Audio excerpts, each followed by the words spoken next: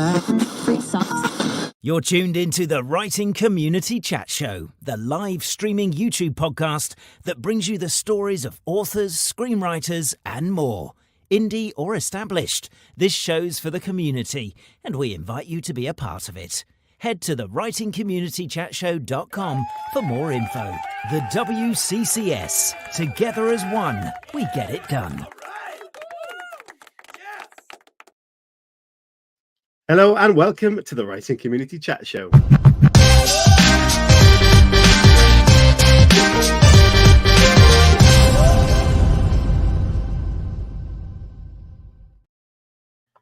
Hello everyone and welcome back to the Writing Community Chat Show. We are here with a brand new show for you, and this time it actually is the last show of the year, as I accidentally said last week, and we've got a great guest coming up for you today, and I am back with my co-host right next to me, Mr. Hooley.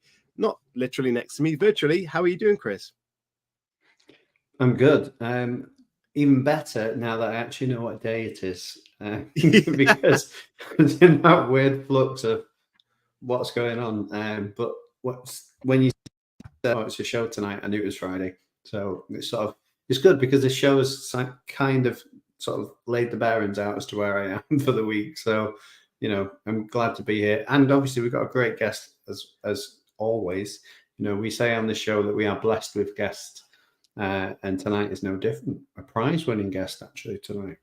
Indeed, yeah. I was back in work this week, so I feel like I kind of knew what day it was, but I didn't really, even though I had actual work days to get it for. So it is a very confusing between Christmas and New Year's mesh of a weird time. Yeah, and you said you were back in work. I was like, what? What day is it? Are you back? You're back in work already? Like, yeah, that threw me a little bit. But then I remembered obviously where you work and thought, there's no holidays there. Oh, Christmas is there. There's never holidays there. No, of course not. And it's weird because most people I assume will be back on the 2nd, which is just after New Year's Eve, which is coming up on Sunday, right? I think New Year's Day is Monday. Yeah, we'll go with that. Yeah, I'm pretty sure it's around. Yeah. But have you had a nice Christmas, Mr. Hooley and family? I've had a nice Christmas in terms of, I was speaking to Ross Young, who's a friend of the show, and I told him my little Christmas story, and it is essentially just me eating all of the Christmas related food that we've had in the house because nobody else eats it. And he got back to me and said, "The hero nobody needs."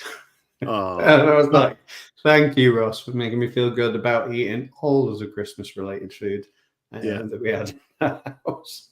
I'm pretty sure that's what Christmas is kind of all about, is having time with friends and family and eating and enjoying yourself, for those who can do that anyway. But yeah, nice to see you all chat. Hello to Linda, Anna, and Brandon's in the house. Hello. Hope you're enjoying yourselves. Hope you've had a great Christmas. If you're mad enough and done some writing over Christmas, let us know. I'm sure I am definitely not on that list. Been busy, but not in writing terms. And what books we're going to chat about this very, very shortly. What books are you looking forward to in 2024? There's a lot of good things coming out. Me and Chris will be doing a few videos about that very soon. So yeah, is there anything coming out you're very excited about? Let us know, please. Yeah, I mean, I could say a little tiny snippet. I'm not going to say when they're due to come out, but there's 2 authors that we've had on the show. Stu Turton is one, and I've got the privilege of being part of NetGalley and reading some of the books before they come out, and he has got a fantastic novel on the way. And Bobby Palmer. Remember Bobby Palmer with Isaac and the Egg? Bobby. He was a great guest. He was a good chat, and such a lovely guy. And he's got a new book coming out. So again, just 2 books or 2 authors to look out for. Probably should put a female artist in there, or author, not artist. We're not into paint, but I can't remember any off the top of my head. I'm sure there's quite a few. Tina Baker must have another one coming out because she's definitely been working on something. Catriona Ward is always releasing at least a book a year, and her books are always amazing. So there you go. That's what I'm looking forward to in 2024. Amazing. Brandon says he's been reading and writing a lot. And he says, how many books did everyone read this year? I read 62, which is the most he's ever read in a year. And I think that's pretty good going. Show off, Brandon. 62. That's more than one a week. What are you doing? Yeah, that's incredible. Linda says she finished some writing and currently researching a local historical mental hospital. That's always good researching. Is getting into something like that, especially local. It's amazing how you get. You realise you're related to one of the people that were in there, and then you're like, oh yeah. Yeah, Linda says I'm jealous. I read about 6. Yeah, I'm in the single figures definitely. And Jody says I love Catriona. She was great. She's been on the show twice, I think. She has been on the show twice, and I've met her in person, and she's just as good in person. And I also witnessed her deliver a speech, and she was a very good at doing that as well. Which, yeah, we all love Catriona on the show. We're probably getting the name wrong, probably butchering it, but tonight's guest will probably be able to tell us how to say Catriona's name right. What books we should be looking forward to, and what books we should have read in 2023 if we haven't already, because obviously tonight's guest is an absolute expert in all of those areas. Indeed. And on that note, Chris, I will introduce our guest and we can get chatting. So tonight's guest is a remarkable individual whose journey seamlessly weaves between the high stakes of emergency medicine and the enchanting realms of literature. With 14 years experience in the ambulance service, including 12 years as a qualified paramedic, Jules has been a real-life hero on the front lines of healthcare. In 2019, she stepped into the role of a clinical supervisor and is currently thriving as a team leader. But that's not all. Jules is also a literary luminary, holding the title of Book Blogger of the Year in 2023, which is recent, so congratulations to you, with a massive online presence. She's not just shaping the conversation around books, but creating a community of avid readers, which is just fantastic in all of those things. Ladies and gentlemen, please welcome the amazing Jules Swain. Hello, Jules. Hi. I think you bigged me up there. Not at all. And rightly so. Yeah. Don't say not at all, Agate. We did, and rightly so, because you're amazing. No, I agree. It's very it's praise that should be accepted, Jules. Thank you so much for joining us. How are you doing? Thank you for having me. You're very welcome. How are you doing? Yeah, I'm really good, thank you. Yeah, like I say, I've got a gin for a couple of days off, so yeah, all good. Brilliant. Yeah, a couple of days off sounds good. And I imagine me and Chris, we've got plenty of questions for someone working in the kind of role that you do. It must be nice to have those couple of days off during what I expect to be a ridiculously busy time for you. Yeah, so back in actually on New Year's Eve night, so technically 1.5 days off, I guess. But yeah, I always say that New Year's Eve, along with bonfire night, they are the 2 shifts that I absolutely detest.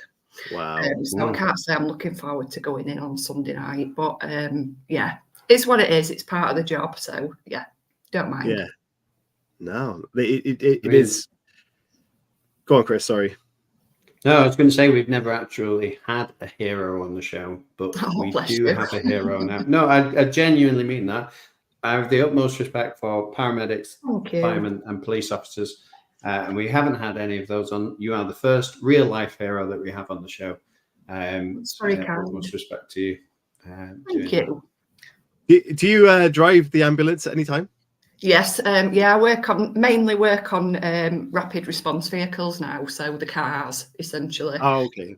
So I work on my own a lot now, which is for someone who's a bit of a loner, it's not a bad thing for me.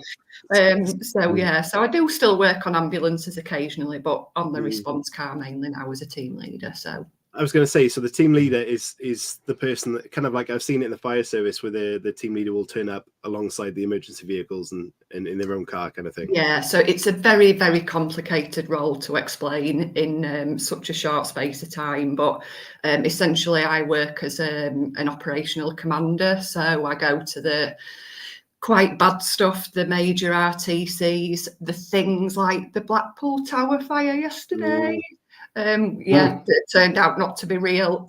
That's the kind of thing that I would have gone to as a commander. So yeah, all that kind of thing. You know, you may getting down to the serious side of it, your major incident type stuff, that's the kind of stuff that I'd get sent to these days. So yeah. So I saw online a little video of what was the Blackpool fire, but I didn't actually see anything into it, so it wasn't real.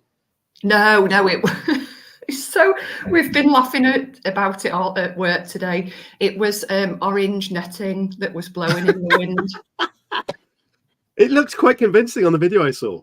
Yeah, but there was no smoke. So, and what's been absolutely funny about it today, Specsavers did a tweet. Oh no! Saying that they were doing free eye tests for everyone in Blackpool today. That is brilliant. Yeah, but genius marketing. Genius. In all seriousness, that could have been a really, really difficult incident to deal with. If there had genuinely been a fire up there and there'd been anyone up there. That's the main thing. Then it's getting those people down. So it's all the logistics behind dealing with any patients who are up there that's the difficulty. So yeah, it's quite interesting though. I think we'll be talking about that for a while. I've got a question that could be potentially asked to you before. Oh no, I'm not, because that's a different role. I was going to say, how many cats have you saved? That's a fireman's role. You shouldn't say that to them though. They'll not be happy. They'll not be happy. Although I've got a friend who's a fireman and he has saved several cats from trees. So it does actually happen. Yeah. Ambitious. Jules, but I had a question that was a legitimate one that was not about cats. And it was I've had several experiences in my life where you would probably class them as like emergency situation scenarios. Okay. And in my head, they've kind of played out a bit filmatic. So I've kind of gone, this isn't real. This is just like a film. So how do you approach every single sort of job that you go to? Is it that sort of approach of going, hang on a minute, this is so severe, it's not real.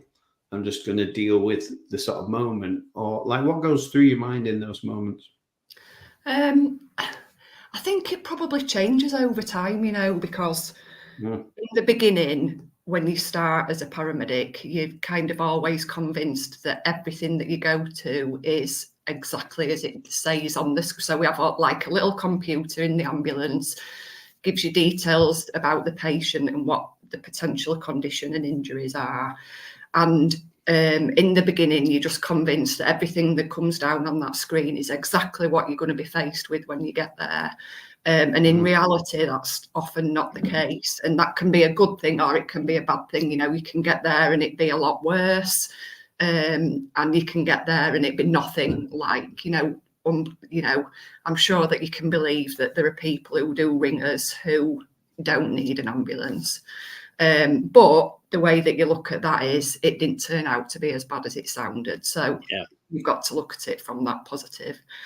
But yeah, I can't really explain it. People often ask me how I do my job, because I do see some bad things and I do see some upsetting things.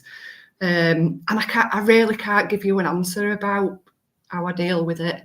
I just do. I really can't explain it. It's and 14 years of doing it, it comes with a lot of experience and a lot of experience of how I know how to deal with it now. I know when things are getting too much and I know what I need to do about that now. So but yeah, there are moments that are quite surreal. Honestly, sometimes I go back and I think to myself, I wish I'd kept a journal of all the things that have been said to me, because honestly, I have some people come out with some absolute corkers and I have, and when you've discovered that the patient's not as unwell as first thought, and you are able to be in that situation where you can have a bit of a laugh with people. I've been in stitches sometimes, and it's such an incredible job, because one of the things that I do take away from it is that I meet so many different people from so many walks of life, and have the privilege of coming into their home and helping them in some people's absolute dire moments of need. And from that point of view, it's an incredible job. from that point of view, I absolutely love it. And yeah, meet so many people that, yeah, I just love it. Yeah, incredible. If anyone's looking for research about being in those situations, I'm sure Jules can lend a hand there, man. Yeah, sure. Wow, this is an experience. Yeah. Okay, we're gonna before I get onto that video, actually, whereabouts in the world are you coming from so people can know? I'm in Wakefield in West Yorkshire, as you can probably tell from my accent. Yeah. There you go. Cool. So we're going to play part one, which is the road to writing. But obviously, we're looking at book blogging today, so we're going to call this the road to reading. So we'll play that and we'll get into that story.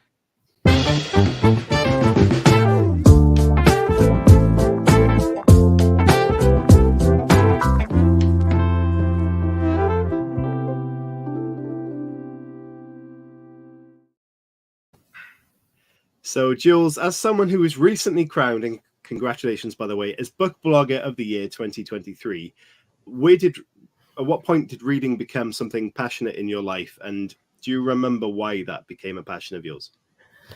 So I've always been a reader. I read when I was a teenager quite a lot. You know, the Roald Dahls and stuff like that. My mum were a big reader, so I think I got it from her. And then obviously as I became an adult, spent a lot of time at university and doing all. So I went to university to do something completely different before I became a paramedic. I've got a law degree as well. And then over the years, I really got out of my reading because I was doing so much studying and textbooks and all that kind of thing.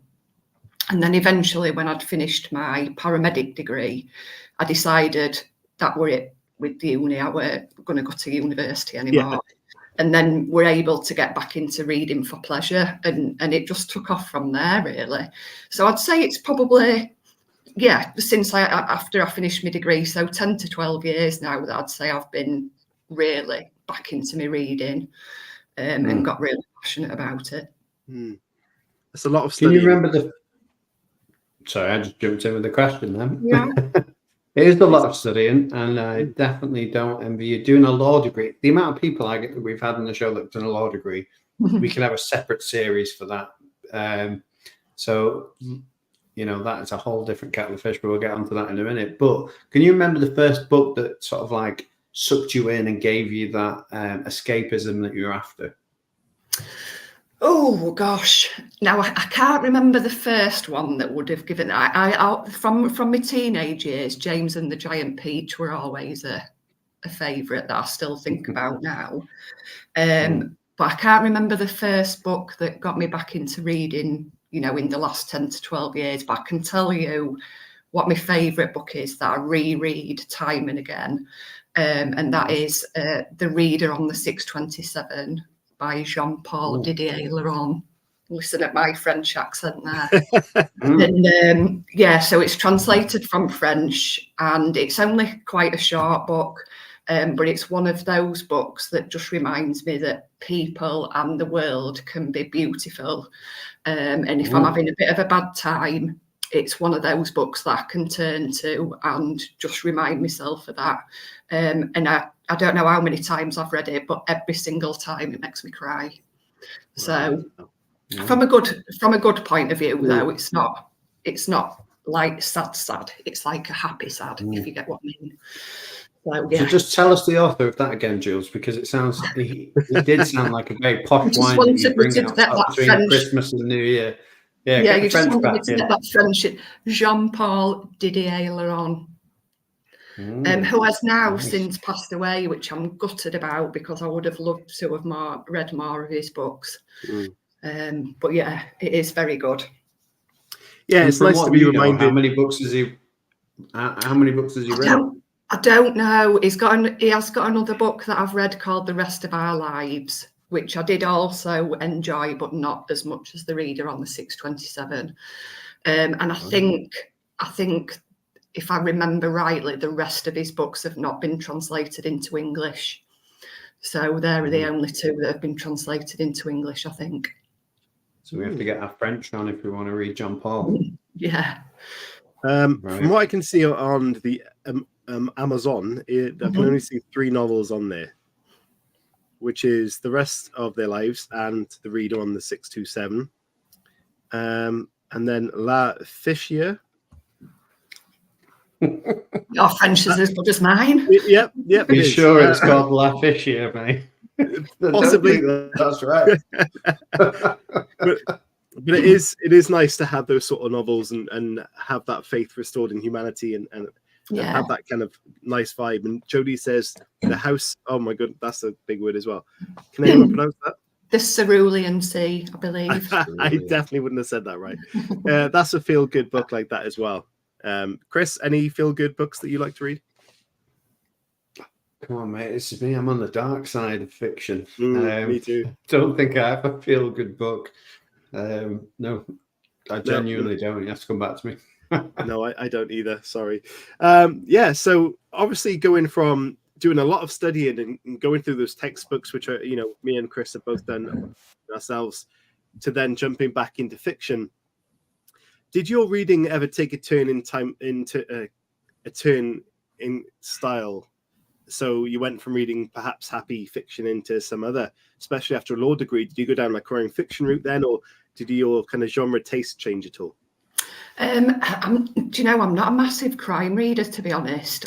I do read crime and thrillers, but it's not the biggest genre that I read. I love historical fiction. Yeah, that's probably my favourite genre. And what I've got into recently over the last couple of years is romance, and I never really thought that'd be for me. I love romance. The author that got me into romance is Emily Henry. One of the publishers sent me a proof of Book Lovers, it's called. And absolutely loved it. And then she's had another book out this year called Happy Place, which I loved even more. Oh, of course, yeah. So that's on my books of the year list for 2023, actually. So what did you say the first book was called? Book Lovers. Butt Lovers. Book. All right, okay. I heard that wrong. I'm sorry. You definitely did. That's my Yorkshire accent. A different book, mate. A different book. A different kind of romance. It's not even a romance, mate. That's straight up erotica. It can be. But Jules, from a reader's perspective, what makes a good romance novel? Because I'm intrigued to know. Well, from my point of view, and people will differ depending on their circumstances, I think. But I am single and I am child-free. And so what does it for me with a romance novel is a woman who is a bit feisty. She knows her own mind.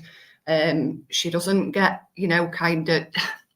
she will probably get a bit bowled over by a man who she meets, of course, because then it won't be romance.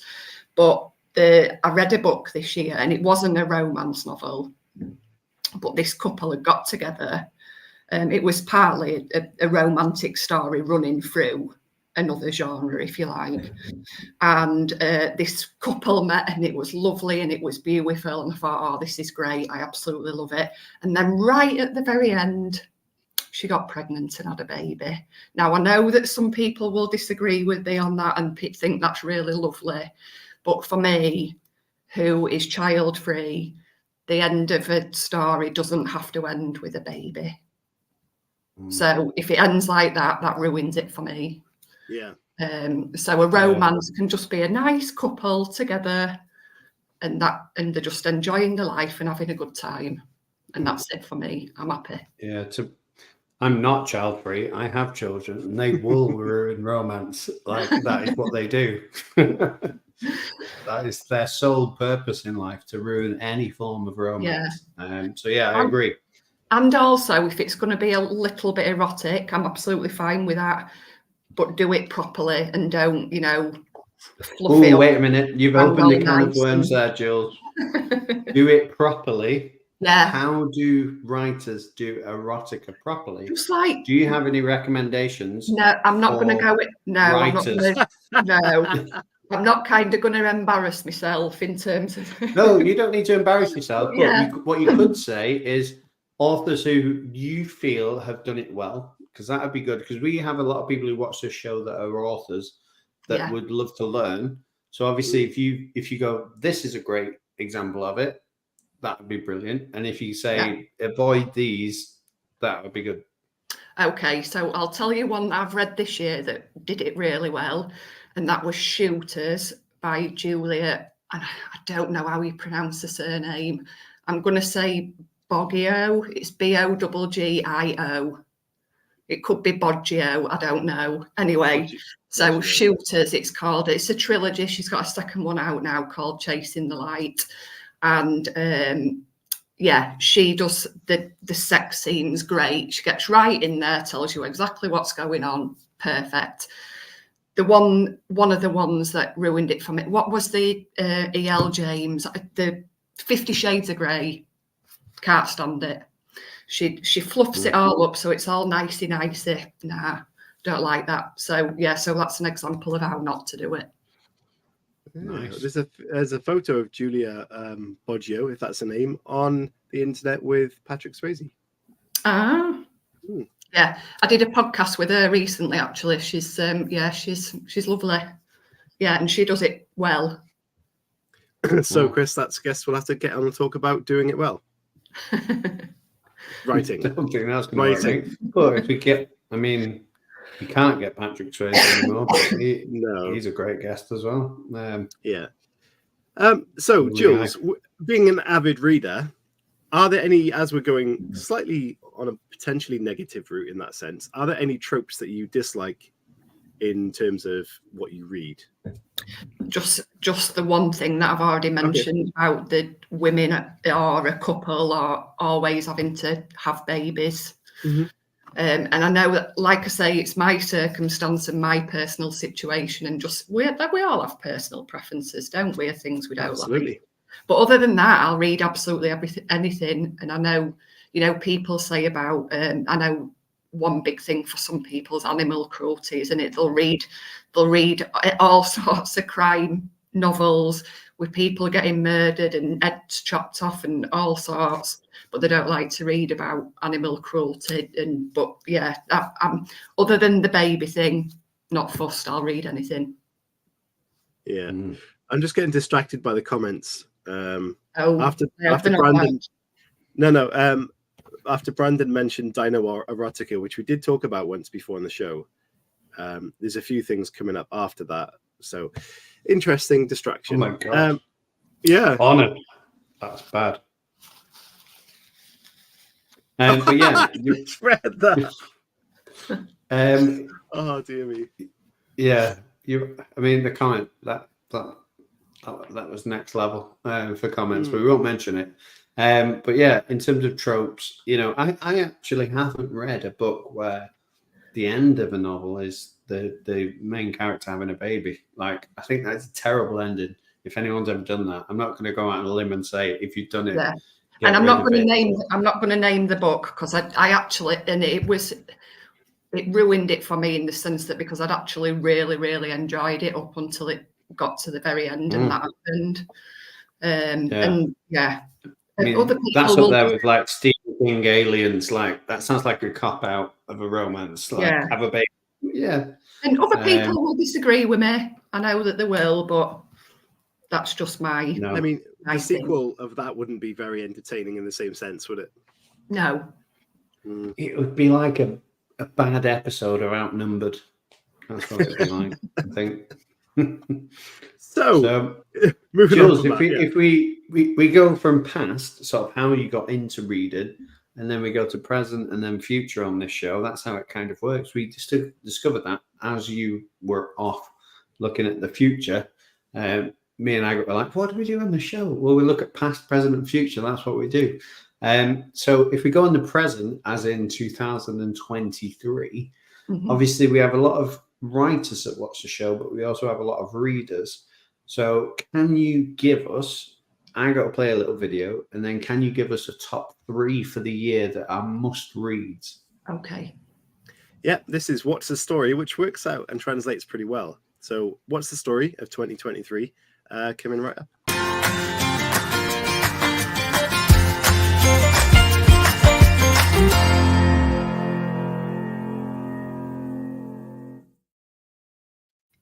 Take it away, Jules. this is really hard to stick to a top 3, you know. However, my favourite book of the year is Hello Beautiful by Ad Napolitano. Then I will go. Hang on, wait, Jules, go on. wait a minute. Say why. Why was it your top book of the year? So it is, as the name suggests, beautifully written.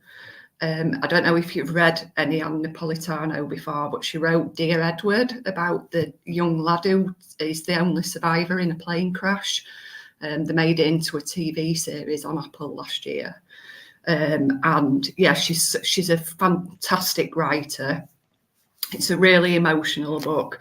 And there's one of those moments in it where something happens and you just catch your breath and you're like, oh, can't believe that happened. And yeah, I find it hard to really describe books. I'd just like to say, read it.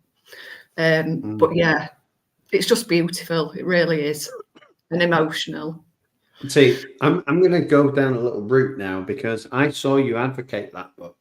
Okay. I went to Amazon to buy that book, and then when I looked in the category, it was in feminist fiction, and it was #1. Okay. So I still bought it, but it did kind of put me off a little bit because I was like, well, what am I getting into here as a reader? Because I didn't come down, like, if I'd gone down that route of feminist fiction, that's fine. Like, obviously, you know, I'm all for feminist fiction and I would read it as well. But it kind of put me off when I saw it. See, I'm not labeled in that way. Yeah, I'm not sure I'd agree with that categorization, really, because it's essentially about William, who meets Julia at college in America, and Julia's got 3 sisters, and it's about the relationship between William and Julia and how that kind of infiltrates these 4 sisters as a family. So, and there's a lot more to it than that, which I don't give out any spoilers. I'm not going to tell you anything that's going to spoil the story, but I'm not sure I agree with a categorization of feminist fiction, to be quite honest. Yeah. How do you sit with, before we get into 2 and 3, like, how do you sit with categories anyway as a book blogger? Obviously, we've interviewed a lot of authors on this show that they feel a bit restricted sometimes by the fact that they get put into categories. And publishers obviously look to put books into categories because they go, if we can put you here, you might get this audience, which is what we want, and we want you to get to this point. So how does that sit with you as a book blogger going, where do I how do I sort of, obviously you said you don't like to give spoilers, you just like to give your opinion on a book. But I'm sure you get sent an awful lot of books and you get an awful lot of pressure from the industry of going, can you promote this? Because as book blogger of the year, if you promote it, it's going to kick off, which is what we're after. How do you navigate that whole thing? Yeah, I mean, in terms of genres, I think it's quite difficult because unless it's something really obvious like a crime or historical fiction or a romance, like, I don't know where I'd categorised Hello Beautiful, because it's kind of a bit of a family saga, and then it kind of, to me, isn't there a whole wide genre of like contemporary or literary fiction that kind of don't fit into anything else. So yeah, I think it is difficult to categorise, definitely. But in terms of pressure, I just put that on myself, because I want to read everything. I want to support everyone, especially want to support, you know, independent publishers and self-published authors. And, you know, I get so many messages from authors, especially self-published ones, who contact me and say, can I send you a copy of my book? And I just can't possibly read everything. And I find that really hard, because I want to read everything and I want to support people, but you just can't do it, can you? Well, no. I mean, we've spoken to a lot of authors that are in the same boat, that get loads of books. Like, we have about 4 shows a month roughly, and even with us going, right, we're going to get this guest on in advance, we get sent proofs, and we get sent more proofs than we could possibly read. So we know exactly where you're coming from. But what do you think the industry is trying to do by, it's almost like a shotgun approach, in my opinion, of going, bang, bang, bang, we're going to send it to everyone, and hopefully 10% of people that we send it to will read it and advocate it and promote it. And then we'll get and it's funny. It's funny you should ask that, actually, because a few book bloggers we've been chatting about it recently, because there does seem to be a lot of change coming from that point of view at the minute. And some publishers, rather than sending them to people on mailing lists and things like that, are now changing their approach that you have to go onto their website and fill in a form to request the proofs that you want to read, which I think kind of makes sense, because I do get some unsolicited post. And I will openly admit, if I get some unsolicited post and it's a book that I'm not interested in reading, I will just pass it on to someone else straight away and probably not even add it to my pile to read. But a lot of publishers do contact me first and say, can we send you a copy? And I do get to points where I'm overwhelmed and I think, I can't take any more now, unless it's something that I'm absolutely desperate to read. So yeah, it's tough, isn't it? Going back to Hello Beauty, on Goodreads, it's a Goodreads Choice Award, and it's been nominated for the best fiction of 2023. So that really backs up the kind of praise you were giving it there. We've been seeing a lot of people, put it at, the best of 2023 lists are coming out now, aren't there? And seeing a lot of people really, really loving it. It is brilliant, I think, anyway. Jules, are those lists always the best for the best fiction, if that makes sense? Because obviously you've talked about self-published, you've talked about indie, and I know just from experience of reading those in those categories that some of the best work for the year is found there. Yeah. But it's just not given the same level of attention. If you have to give like an alternative top 5, who would you be putting in there, and would it necessarily correlate with, the Sunday Times bestseller or the Goodreads list of the year? Probably not, I mean, I have got some, I worked on my books of the year list yesterday and I got it down to 21, which is like still loads. So I have got a few big ones on here. So this is the list of 21. So like I've got The Bee Sting by Paul Murray that were nominated for the Booker. Absolutely loved it. The Booker. Did it? Yeah, it won nominated for the Booker. No, Prophet Song won. Oh, it did. Yeah. But what was the Bee Project? What's that about? Because I was like, It's really good. The Bee Sting's another kind. It's the kind of a family saga. So it's about the parents and a son and a daughter set in Ireland. Paul Murray is Irish. And it's a kind of like about the mistakes of your past, things that can come back to haunt you from your past. And this family about, the rights and wrongs of everything that they've done and are doing. And, it's just so good. I've seen a few people not liking the ending. Again, I'm not going to say anything about what actually happens, but and then The Prophet. Yeah, I've not read that. No, but it won the Booker, didn't it?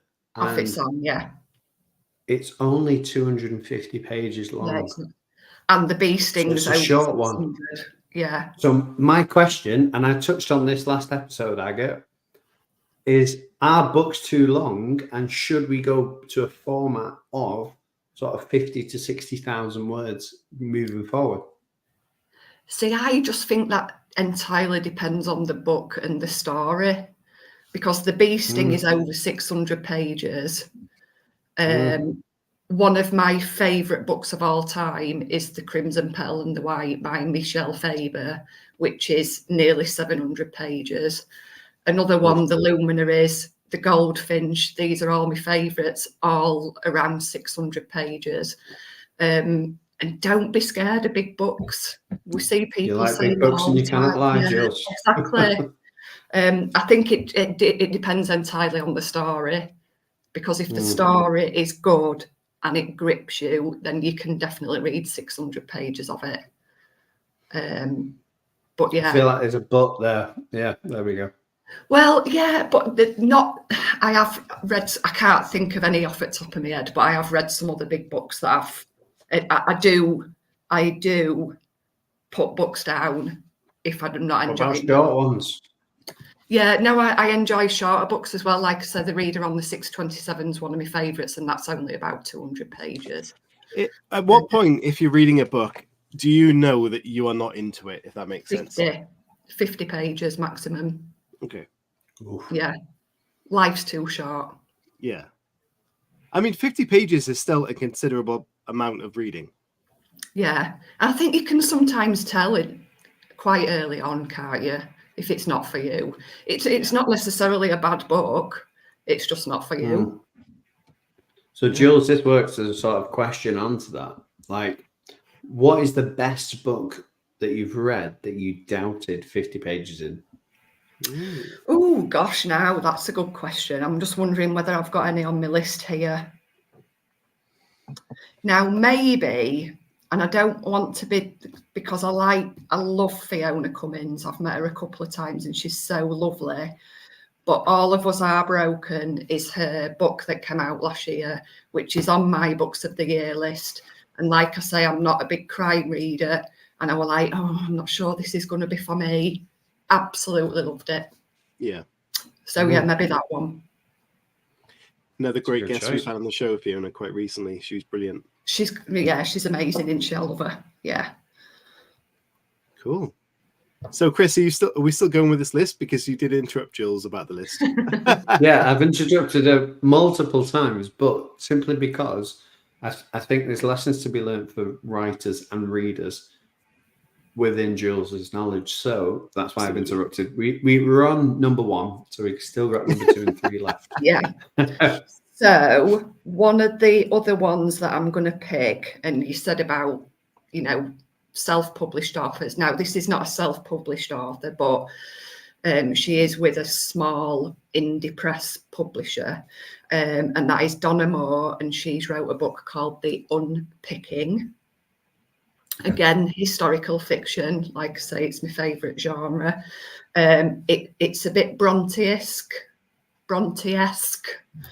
But yeah, and it's, again, this is only a short one, actually. I think it's about 250 pages. And yeah, it just drew me in. It's about 3 women over generations. One of them ends up in an asylum, and then something happens to her, and then the following woman tries to find out what happens, and then it follows on to a 3rd woman, and all ties up at the end about what's gone on. And it's one of the few books that I've actually read where I wished it were about 500 pages, because I could have read a heck of a lot more. And I've already been in touch with her and said, can you write a sequel? So I'm going to, if she does, that would down to me. I'm going to tell her. That's great praise from a reader, isn't it? Just saying they want more. I want more. Give me all of the words. Yeah. So what would be your number 3, Jules? Ooh, now then, I'm going to go with Romantic Comedy by Curtis Sittenfeld, because I love her books, and romantic comedy is brilliant.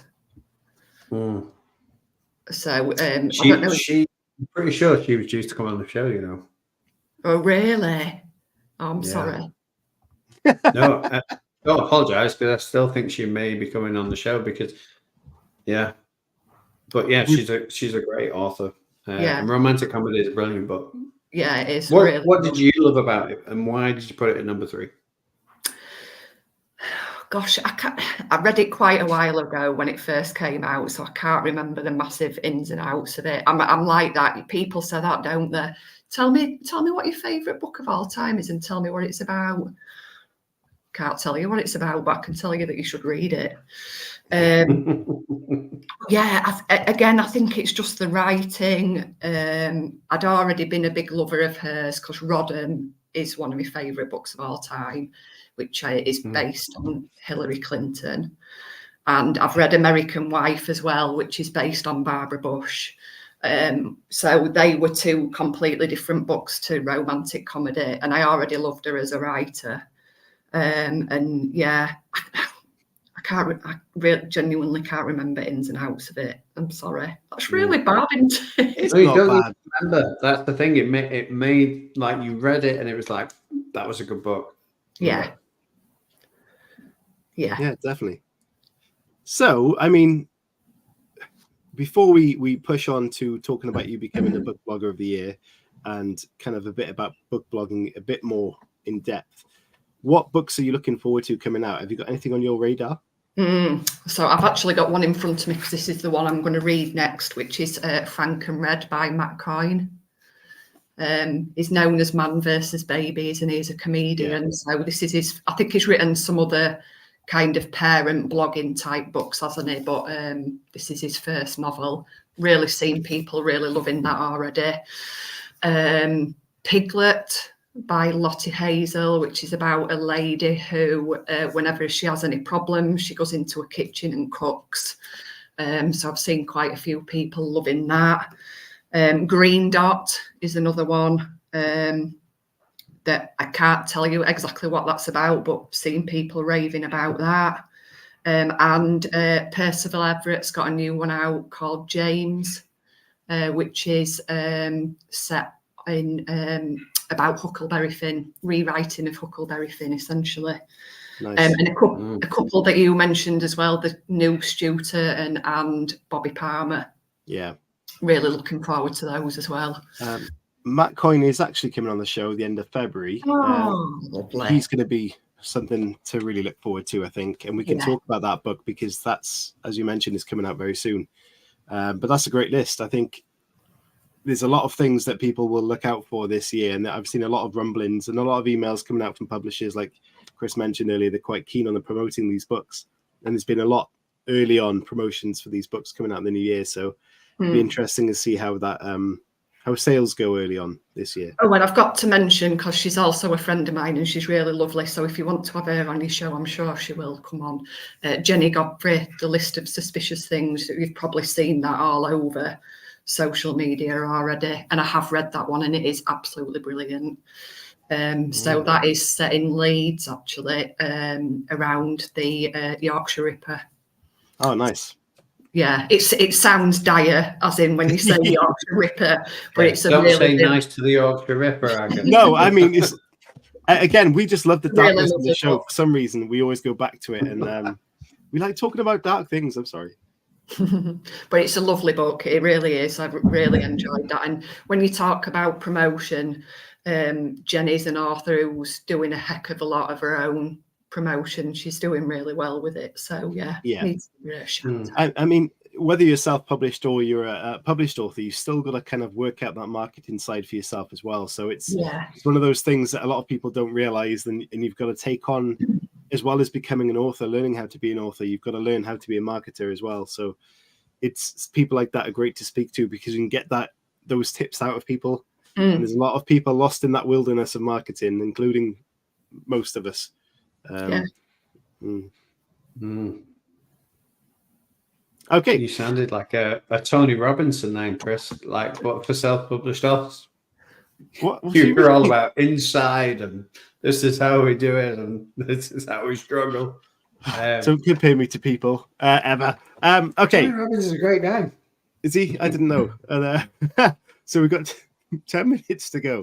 And what we want to talk about is how you fantastically became Book Blogger of the Year for 2023. I'm pretty sure it's because of the book party. I had a very legitimate question, Agate. Go on. We got time about that. Yeah. It's a great award, but my question was because you said, there's a lot of talk about this and a lot of talk about that.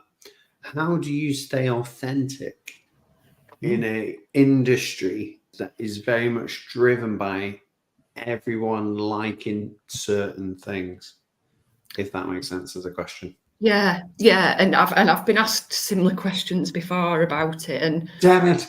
no, but I think it is an important question, because I think it's just important to be honest. And I think this is the discussion that we have around whether book bloggers should be paid. And this is it's always been an ongoing discussion. And we talk about it a lot between book bloggers, in the sense that if you think about someone who's a makeup blogger or a fashion blogger or whatever, they will get sent all of that stuff for free. And yes, we do get free books. But if they've got a huge social media platform, they will probably get paid for that. And it will take them literally minutes to try on an outfit and do some photos. But to read a book is hours, if not days, isn't it? Depending on how fast you read. And I think the question about bloggers being paid is that people then don't believe that the review is then genuine, because you're getting paid essentially for a good review, and then people will be thinking, well, I can't give it a bad review because then they're not going to want to pay me. So I get that side of it. So I think that's what's the most important for me, is to be honest and, like you say, to be authentic.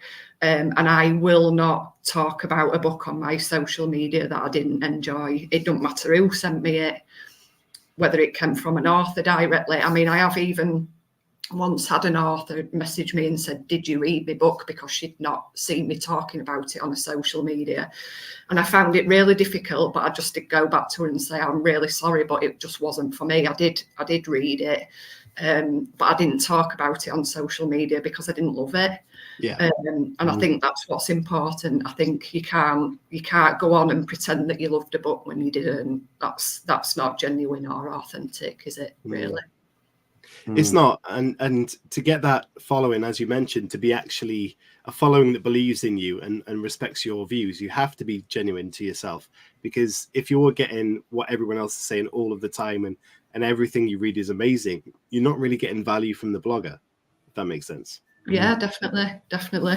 And I liked one of the things, I'm not very good at praising myself and complimenting myself and things, but one of the things that I do like is that when people meet me in real life, they say that I am exactly how I come across on social media, that I'm not any different, and that people believe that my genuineness does come across, which is the most important thing to me, really.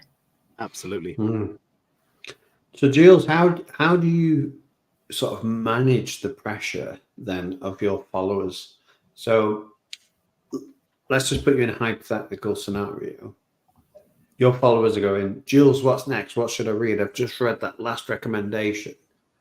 How do you deal with that, as well as manage, obviously, the busy, job workload, the busy publishing schedule of them sending you loads of books and book after book? And, I'm sure you get a lot of requests from your followers that go, can you read this book? Can you read this? Like, tell us about this. What do you think about this? So how do you just navigate that whole sort of like chaos? Well, in the beginning, when I was trying to get my Twitter account and everything started, I'd ask for everything. If I saw publishers saying they wanted reviewers or bloggers or whatever, I'd respond to everything. I'd agree to read everything. And now, over time, because it has took off and I do get quite a lot, I've just learned that I need to say no. And if a book is put my way and it's not something that I want to read, or even if an author comes to me and says, I'd really appreciate your time if you could read my book. And what I will always do is I will ask them for a bit of a synopsis about what it's about, or a link to a website, Amazon, whatever, so I can just have a read of what it's about. And if it's not for me, I will turn it down now. Because the thing for me as well, I know that I'm not a big fantasy reader. Probably the most fantasy thing that I've read is Babel, which I class as a mild fantasy. That's my own genre that I've come up with. So fantasy is not really my thing. So if somebody were to ask me to read a sci-fi or fantasy, I'd generally say no to that. And the reason that I do that is because I know that it's not my kind of thing. I don't think I can do justice to review it. Yeah. I would rather that person then sent that book to someone who can do it justice. So I think in terms of managing pressure, you just have to be honest with yourself, not just about what you do and don't like, but with your time as well. Because obviously my job's quite busy and I have to be realistic about what I can do. And I think over time, it's just about honesty, really. Yeah, that's a great answer. Kind of linking into that, Linda's got a question and it says, what is your advice for an indie author to politely ask for reviews without being intrusive? Genuinely, from other bloggers that I've spoken to, no one minds you asking, not at all. What people do mind is if they come back to you and say, look, I'm really sorry, it's not for me, or I've not got time. And then it has been known that authors will come back and be a little bit abusive and, but if you read it, I think it'd really be for you. And I've had one guy actually message me on Twitter. I said no. Then he messaged me on Instagram and I said no. And it's just that, just being polite and kind. And yeah, I understand that you're pressured, etc. And I think as long as you approach people in a nice manner, no one's got an issue with that at all. There's a very much a common theme that's happened on this show when we've had authors on that are generally successful. What they've all done is taken the criticism, whether it be from the editors or from the publishing houses or from the beta readers or from the reviewers. They've always taken that constructively and they've used it to move forward and build rather than take a negative stance on that. And I think you have to be in that mindset to grow as an authur. Yeah. So I think that's brilliant advice. I think as well, what you need to be aware of, and you know, the book blogging community is quite tight-knit. We all look after each other. Yeah. And we do find out about the people who've not been very nice to others. But on the flip side, we also find out about the authors that are lovely and great to work with and all that kind of thing. So yeah, as long as you can be polite and kind, I think you'll do very well. Yeah, be nice or you'll be blacklisted. Brilliant. Let's get back to the topic of trolls. I've just read the comment that was before on us about Patrick Swayze, which I overlooked before. Yes. Oh, I thought you were going to say it were about me then. I'm like, oh gosh. No, it was not about you, but it was another type of erotica that we will not mention. Ah. Yeah. That can't be real. Show ranks. Oh, there you go. I have, yeah. Okay, we will mention it, Chris. Sorry, I saw it and it made me laugh, and I have to say why. Yeah, Jules, let's get back to that trophy because you showed the trophy, but we didn't even speak about it. Yeah. The Book Blogger Awards, Book Blogging Award of the Year 2023 from the book party that you attended. How did that all come around, and how did you feel getting that kind of recognition? Yeah, brilliant. So I went to one of the book parties in London, and then in June, I think it was June this year, they had another one in Blackpool, and this was the first time that it did the awards. So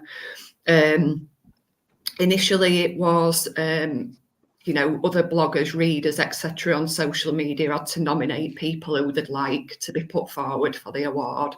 And then I think they got it eventually down to 6 bloggers, and then they picked some 2 bloggers, 2 authors, and 2 something else. There were 6 judges in total anyway, I can't remember what they all were, and they voted for an overall winner, which was me, which was lovely. I were a bit overwhelmed actually.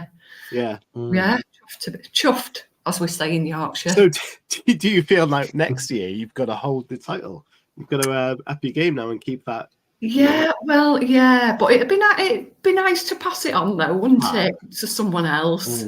So yeah. So Jules, in the sort of vein of passing it on, what advice would you give to somebody who was massively into reading and wanted to start a blog of their own? What advice would you give them? I would just say, if it's your passion, stick with it. It will eventually happen. It is hard in the beginning. It did take me a long time to grow my social media. And I'm trying to grow Instagram and I'm not very good at it. So Twitter, someone asked me the other day what my favourite platform was. It's still Twitter. And I'm not going to call it X as I've put on there because it's still Twitter to me. But yeah, stick with it, keep going, ask for the proofs, ask for the books, enter the competitions, approach people, follow other bloggers, publishers, authors, readers, just follow everyone and learn as much as you can about the community. And yeah, eventually it will happen. I'm going to ask you a selfish question now, Jules. Go on. So, I saw you the first time we went to Harrogate, and then Agate has been since, and obviously we're looking to go again in 2024 and we're looking in the future. I felt very awkward at Harrogate because really? Yeah, but I knew all of these authors and we'd interviewed them on the show, and like it may have been the fact that Agate made us wear a uniform and things like that. And we were like clearly the writing community chat show at Harrogate. But what advice would you give to somebody looking to go to an event like Harrogate in the future to sort of like not feel as awkward without getting really, really drunk? Yeah, I think it can be difficult, and every time Harrogate comes around, people start talking about it on social media about going for the first time and what it's like. But it's just like so chilled out, and it's one of the few events where the authors are actually in the same place as you, and everyone's mingling and everyone's chatting. You know, people like Will Dean is so lovely, and great coat. Yeah, and hair. Yeah, and it's just and like a beard. Yes, just like yours. Chris is going next year with a big coat on, isn't you? Yeah, I'm going with a massive coat and a beard. But yeah, you know, I'm more than happy for people to message me, more than happy to have people in my gang. If anybody wants to, I'll talk to anybody, I'll chat to anybody. As you can tell, we've chatted for quite a while tonight. This is what I'm like all the time. So, yeah, just go for it. I know it can be anxiety inducing. I get that. But yeah, it's fabulous. Oh, Linda says, Hooli is a sensitive teddy bear. Yeah, no, I went obviously this year and I was doing some interviews in the Pan Macmillan tent, and I'm pretty sure I saw you floating around, but like it is many people there. It's busy. So busy. Unless you take that instant to chat to someone, you might miss them. Yeah, but it's great a brilliant fun. thing. If anybody is thinking about going, do it. It's great. I think I've been 5 times now, and even I go as not a massive crime reader, like I say, but I go for the whole social side of it now. Yeah, it's great.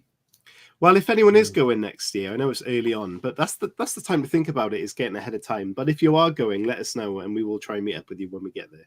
Well, I'll be there. We will all be there and we'll have a drink. Fab. Yeah. Chris, do you have any more questions? Because we are past our hour. We've had a question from Linda. If anyone's got any burning questions in the chat, please send them in now and we'll try and get them in. Yeah, I've got a final question, Jules. Normally we ask some sort of weird, morbid questions, but if you could have a dinner date with 4 authors, oh gosh, who would you pick and what would you be cooking? So, see, you said about male authors at the beginning, so I'm going to pick some women because I do generally read a lot of female authors. So, Margaret Atwood, Nice. Kate Atkinson. I think I'd have Fiona Cummins there, actually, because she's so nice and we've already mentioned her. And... oh gosh, now Emily Henry. I'm gonna have to meet her one day. Right. What would are you cooking? Cheese on toast. Yes. Love it. That's brilliant. That's a good shout. Yeah. Fantastic. So before we wrap it up, Jules, where can people find you and follow all of your socials and all that good stuff?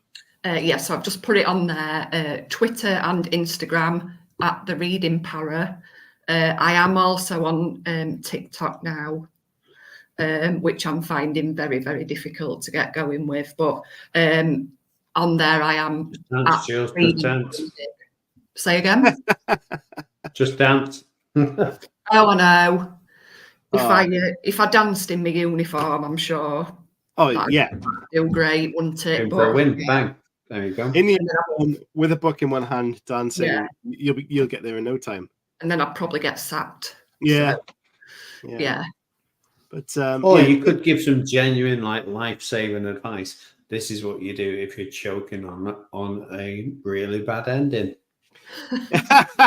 If someone's choking, grab the book and whack them on the back. I mean, you can might work. You never know. Yeah, might do.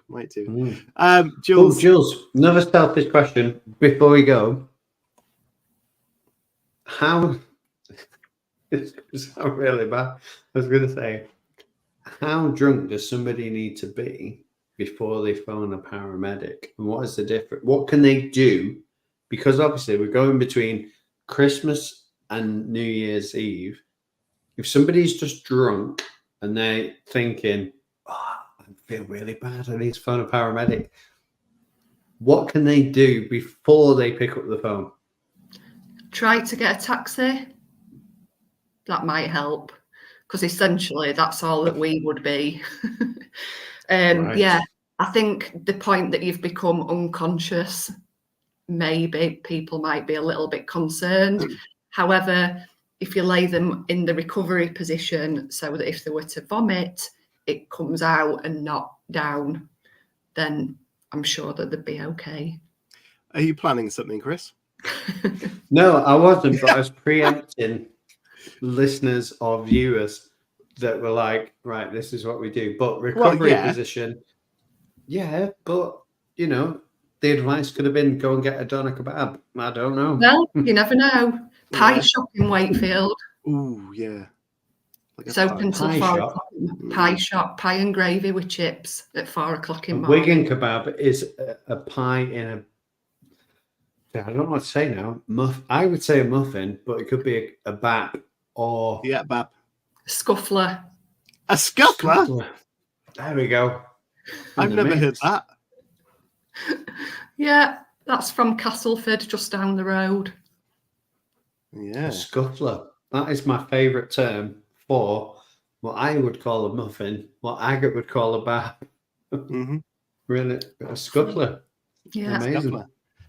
Right, on that happy note of vomit and scufflers, we're gonna finish the show.